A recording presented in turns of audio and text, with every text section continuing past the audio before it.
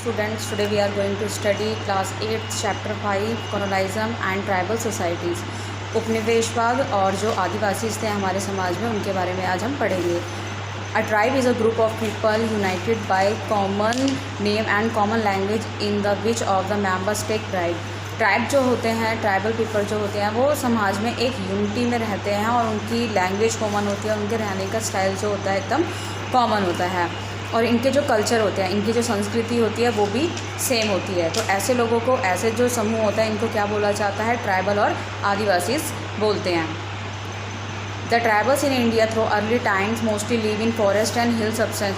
जो मतलब पहले के जो जितने भी ट्राइबल्स थे, जो आदिवासी थे, वो ज़्यादातर कहाँ पे रहते थे? वो फॉरेस्ट जंगलों में और जो हिली रीजन्स होते थे वहाँ पर ज़्यादा रहते थे. और उनका जो मेन वर्क होता था वो क्या होता था?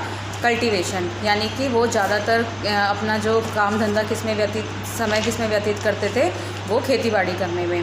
Tribal society and economy. Many tribal group settled in India. बहुत सारे जो ट्राइबल आदिवासी के ग्रुप थे वो कहाँ पर सेटल हो रखे थे? वो इंडिया में रहते थे. द पॉपुलर वंस जैसे मुंडाज हो गए, सांथाल्स हो गए, कोंडाज हो गए, ये सारे के सारे आदिवासी ग्रुप थे.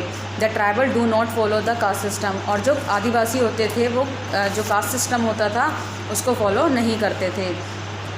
They do not have conflict. Each tribal group follow it on beliefs, custom and rituals.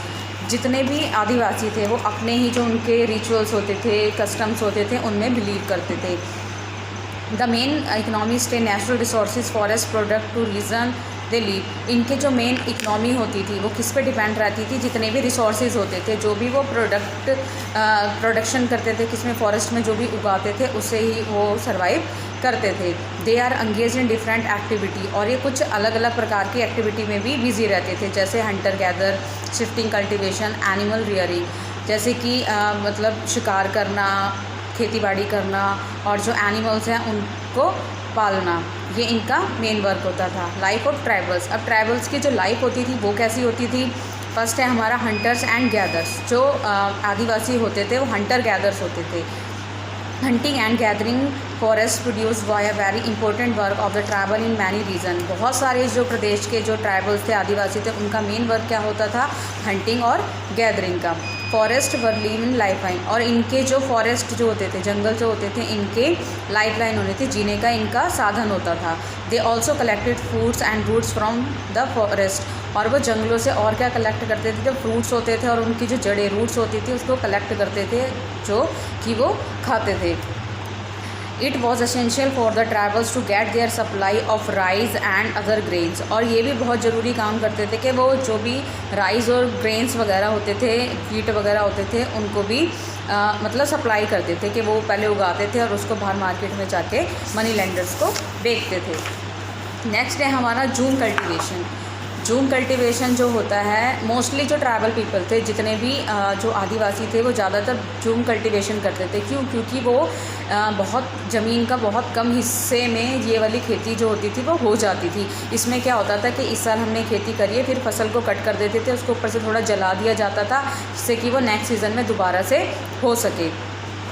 Third है हमारा हार्डर्स एंड एनिमल्स. जो एनिमल्स के झुंड को पाला जाता था और उनको एक जगह से दूसरी जगह पर वो लेकर जाते थे. और वो बहुत सारे उनके काम, जैसे कि पैस्चराइज, जैसे कि उनको पालते थे और उनका जो शिप्स वगैरह जो होते थे, उनका मिल्क हो गया और उनकी जो फर हो गई, उन सब से व्यापार भी करते थे.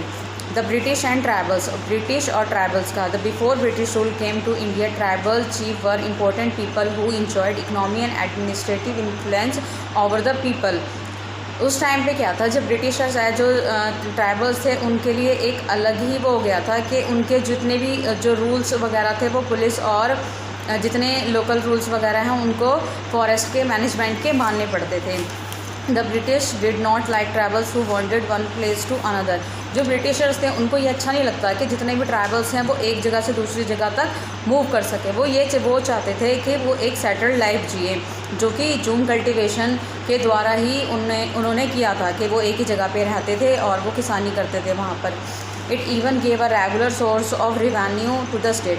अब वो एक जगह पे खेती करते थे तो उनका जो रिवेन्यू था वो भी फिक्स हो गया था, कि हाँ भाई उनको रिवेन्यू पे करना पड़ता था, जिससे कि जो भी ब्रिटिशर्स थे उनको फ़ायदा हो गया था। अब ये था कि लोगों के पास वो खेती बाड़ी तो करते थे, अब वो रेवेन्यू भी उनको देना पड़ता था, उससे भी वो बहुत ज़्यादा निराश हो गए थे।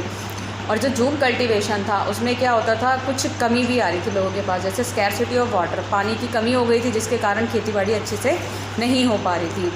Forest law and their impact, life of tribal were directly link to the forest. जो ट्राइबल्स है, जो आदिवासी है, उनकी डायरेक्ट लाइफ किससे जुड़ी हुई होती है, वो फॉरेस्ट से। Any changes in law of forest would have a direct impact on the leaves of a tribal. कुछ भी अगर फॉरेस्ट में हम कुछ भी चेंजेस वगैरह करते हैं तो उसका डायरेक्ट जो इम्पैक्ट किस पे पड़ता था, जो ट्राइबल्स थे उनकी लाइफ पे पड़ता था। Problems emergence of changes in law, tribal were not happy changes law. जो ट्राइबल्स, जो आदिवासी से जब ब्रिटिशर्स आ गए तो उनके जो भी लॉज वगैरह थे, जैसे रिवेन्यू देना हो गया, एक ही जगह पे सेटल होकर रहना, तो और जो फॉरेस्ट में कुछ चेंजेस भी होने लगे थे, उससे आदिवासी खुश नहीं थे। They dislike restriction of their traditional practice, they dislike paying new tax. और वो जो नया टैक्स था उसको पे करने के लिए भी वो निराश थे, क्योंकि उनके पास इतना होता नहीं था जितना कि उन्हें पे करना होता था। तो इन सब के जो भी चेंजेस हुए थे, इनसे जो आदिवासी थे बहुत ज़्यादा परेशान हो गए थे।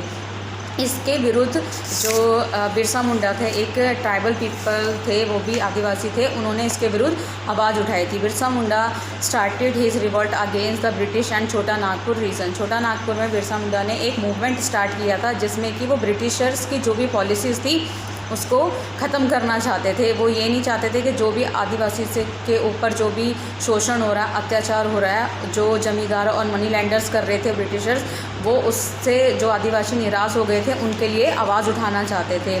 उन्होंने बहुत मतलब कि सबके लिए आवाज़ उठाई कि सारे आदिवासी इसको, उनके जितने भी मतलब जो टैक्स पे करते हैं वो सब ख़त्म किया जाए, उनके जो भी पहले के रूल्स थे वो उनको मिले। तो Birsa passed away 1901, however he had already became a hero by a time.